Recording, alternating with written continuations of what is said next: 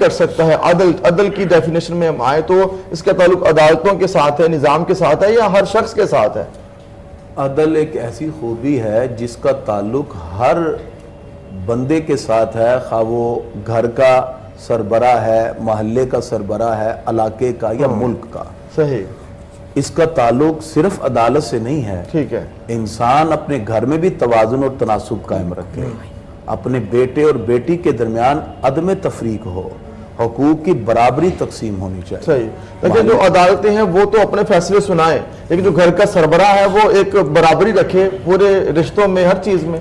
حدیث میں آتا ہے کلکم راعین وکلکم مسئول عن رعیتہ، تم میں سے ہر بندہ نگہبان ہے اور ہر بندے سے اس کی نگہبانی کے بارے میں سوال کیا جائے گا۔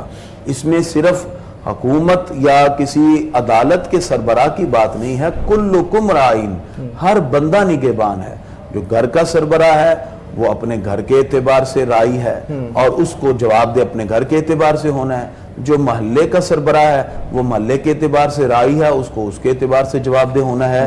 الغرض معاشرہ اسی وقت پہ نپتا ہے جب عدل کا تصور ہر بندے کے ساتھ ہو، پھر گھر کے سربراہ، پھر محلے، پھر تمام۔ لیکن ایک ملک کے اندر یا جو ملک کا سربراہ ہے اس پر ذمہ داری زیادہ ہے۔ جس طرح ابھی لبیب صاحب نے پوچھا کہ معاشرے میں عدل کیوں نہیں پیدا ہو رہا، اس کی بنیادی وجہ کہ جب ہمارے سربراہان مملکت ہی اپنے اندر عدل و انصاف پیدا نہیں کریں گے تو پھر ان کی ذاتیں جب اس کے لیے پیدا نہیں ہوں گی، جب وہ اپنے آپ کو رول ماڈل نہیں پیش کریں گے تو پھر نیچے بھی یہ سارے طبقات میں اسی طرح منافرت پیدا ہوگی، عدل و انصاف نہ ہونے کی وجہ سے غیر مساویانہ تقسیم ہوگی۔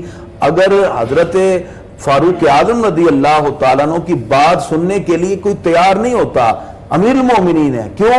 اس لیے کہ انہوں نے 2 چادریں اڑی ہوئی ہیں، سب کو ایک ایک چادر ملی ہے، تو کہا نہ ہم آپ کی اطاعت کریں گے، نہ ہم آپ کی بات سنیں گے، پہلے آپ یہ بتائیں گے چادریں 2 کہاں سے لی ہیں۔ لیکن میں یہیں پہ تھوڑی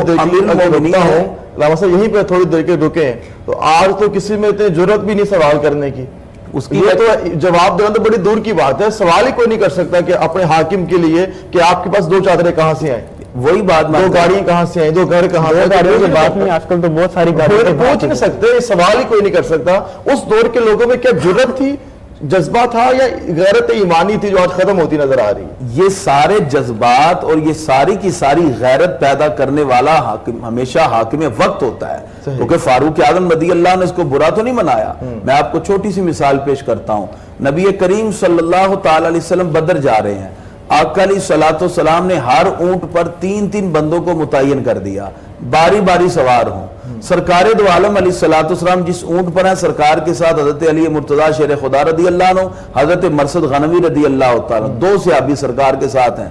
آقا علیہ الصلوۃ والسلام اپنی باری پر اونٹ سے نیچے اترنے لگے تو دونوں کھڑے ہو گئے، عرض کی پیارے آقا نہیں، ہم آپ کو پیدل چلائیں، خود سوار ہوں، پیارے آقا آپ کی گرد راہ ہمارے لیے ایک دل کی نورانیت کا باعث بن رہی ہے، پیارے آقا آپ سوار رہیے، ہم خوشی سے اپنی باری آپ کو دیتے ہیں۔ آقا دو جہاں صلی اللہ علیہ وسلم کا جواب سنیں، سرکار فرماتے ہیں نہ تم مجھ سے زیادہ طاقتور ہو اور نہ یہ کہ مجھے ثواب کی اور خیر کی ضرورت نہیں ہے، فرمایا میں اپنی باری پر پیدل چلوں گا اور تم اپنی باری پہ سوار ہو گئے۔ جب قائد اتنا عظیم ہو، اتنا عظیم قائد ہو